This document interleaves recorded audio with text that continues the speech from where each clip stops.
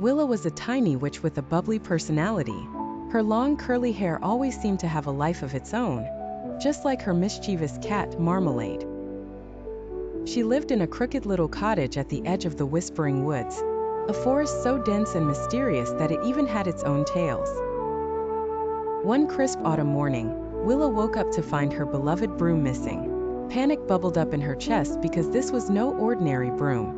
It had been passed down through generations and held great magical power. Frantically, she searched every nook and cranny of her small cottage, turning over cauldrons and spell books. "Marmalade, we have to find it!" she exclaimed, her large green eyes widening with worry. Marmalade stretched lazily before guiding Willa into the woods. The Whispering Woods was known for its magical creatures and ever-shifting paths. As Willa followed her feline friend deeper into the forest, she heard the rustling whispers of the leaves. Was it her imagination, or were they calling her name?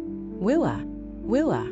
She shivered slightly but pressed on. Suddenly, they encountered a group of mischievous fairies, their wings shimmering in the sunlight. "Have you seen my broom?"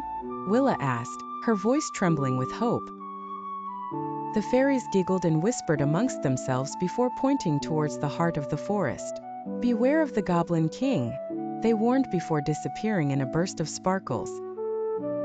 Guided by a mixture of determination and trepidation, Willa and Marmalade ventured further, the air growing cooler and the shadows longer. They finally arrived at a clearing where the dreaded Goblin King stood, holding her broom triumphantly. "Looking for this?" he sneered, his eyes glinting with malice. With a deep breath, Willa squared her shoulders. "That's my family's broom. Please give it back." The Goblin King laughed, a sharp, cruel sound.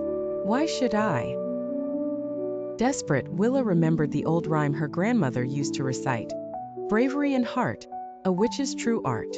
Summoning all her courage, she cast a spell, rays of light enveloping the Goblin King and catching him off guard.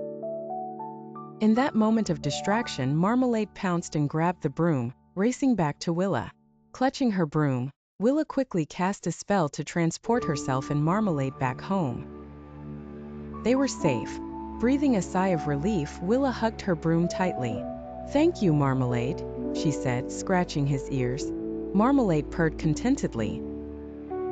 From that day forward, Willa always kept a closer eye on her magical belongings, and she never forgot the bravery it took to retrieve her cherished broom.